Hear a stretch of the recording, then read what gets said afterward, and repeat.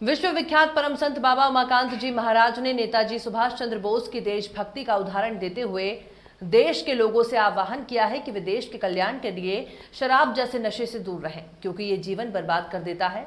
साथ ही साथ उतावलेपन में आकर किसी तरह का उन्माद न करने की भी सीख दी। नहीं तो शराब के नशे में या अगर नशे की गोलियों की आदतों में फंस गए तो जीवन बेकार चला जाएगा। उतावलेपन में अगर आ गए, उन्माद में अगर आ गए तो हाथ पैर टूट जाएगा, जिंदगी बेकार हो जाएगी। इसलिए बड़ी होशियारी से रहने की ज़रूरत है, क्योंकि पार्टियां कोई ख़राब नहीं होती हैं, लेकिन खराब लोग जब उसमें आ जाते हैं तब व्यवस्था खराब कर देते हैं। नेता पैदा हो गए, नेता हर पार्टी में नेता। नेता किसको कहते हैं जानते हो? बता देता हूँ।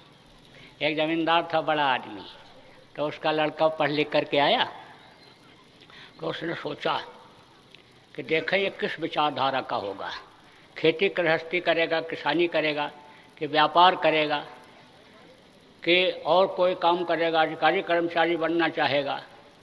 तो ज़मींदार बुद्धिमान था, उसने कहा इससे पूछेंगे तो नहीं बताएगा, तो देखें किस विचारधारा का होगा।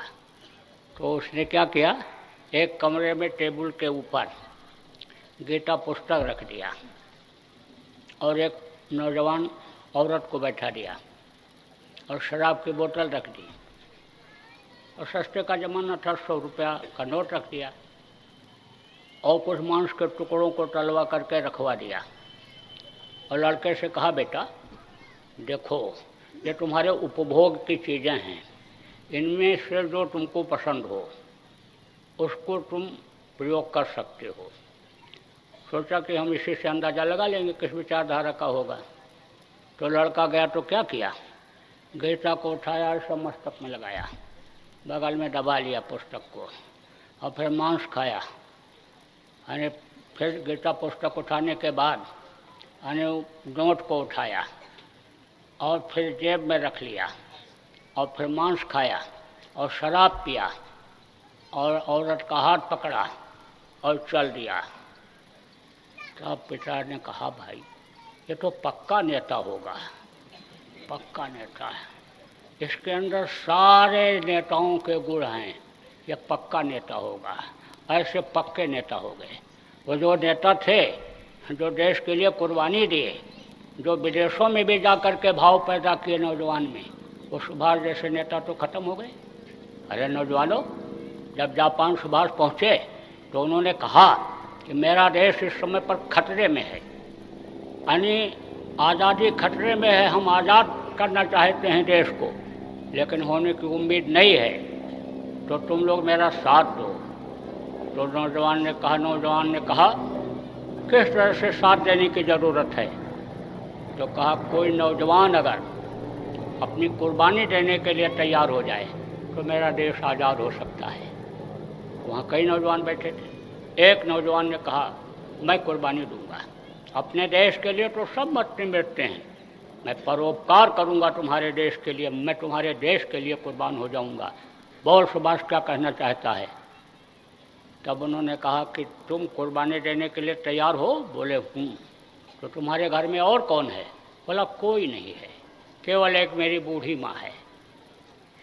सुभाष ने कहा तेरी बूढ़ी माँ ही तेरे इस रास्ते में बाधक बन जाएगी, वही तुझको नहीं जाने देगी प्रेम में। तो निराश हो गया, माँ के पास पहुँचा तो माँ से कहा माँ तू अगर न होती तो मैं आज भारत देश के काम आ गया होता। अब आप देखो, लोग कहते हैं सती यहीं पैदा हुई थी, सावित्री यहीं पैदा हुई थी, पद्मावती यहीं पैदा हुई थी, लेकिन वो किससे कम थी? उसने कहा उठा ला तलवार, तो काट देती हूँ मैं अपनी गर्दन और ले जा कर के सुभाष के सामने रख देना और कह देना मेरी माँ नहीं रही, चल मैं तेरे भारत देश के काम आ जाऊँगा। और उसने ऐसा ही किया। फिर सुभाष ने उसके शरीर में बम बांधा, तो वो जो असलहे भर करके विदेशों से आ रहे थे, अगर वो असलहे जहाज में आ गए होते कभी भी देश आज़ाद न होता। आप अपने को आज़ाद देश के नागरिक नहीं कह सकते थे, आप श्वास नहीं ले सकते थे आज़ादी के, लेकिन जब बम बांध करके उन्होंने उसमें डाला चिमनी में, और जहाज फटी तब अंग्रेज़ों के कलेजे फट गए। बोले अब देश को छोड़ना ही पड़ेगा, भारत देश को भगना ही पड़ेगा। सोचो किस तरह से किसने किसने क्या क्या नहीं किया। तो वो नेता तो हो गए खत्म। अब तो इन्होंने बना लिया पेशा, चाहे जिस पार्टी के हो। लेकिन ये नहीं कहा जा सकता है कि पार्टियों में नेता नहीं हैं, अच्छे हैं। उसमें भी शाकाहारी, सदाचारी, नशा मुक्त हैं, देश सेवा करना चाहते हैं, जरूर दबे पड़े हुए हैं क्योंकि बहुत संख्या इनकी हो गई, ये जरूर है। लेकिन आप लोग जब शाकाहारी, सदाचारी, देशभक्त लोग आगे बढ़ोगे तो वो आपके सब साथ हो जाएंगे। उनको कहने और बताने की ज़रूरत है, समझाने की ज़रूरत है, वो आपकी बातों को पहुंचाएंगे, आपका ज़रूरत पड़ेगा साथ देंगे। इसलिए आप सबको जोड़ लो अपने में। कोई कैसा भी हो, बुरा होगा आपके साथ रहेगा तो वो भी आने समझ लो कि सुधर जाएगा, तो उनको सुधार लो। शाकाहारी सदाचारियों का समूह बना लो, अब इसकी ज़रूरत है।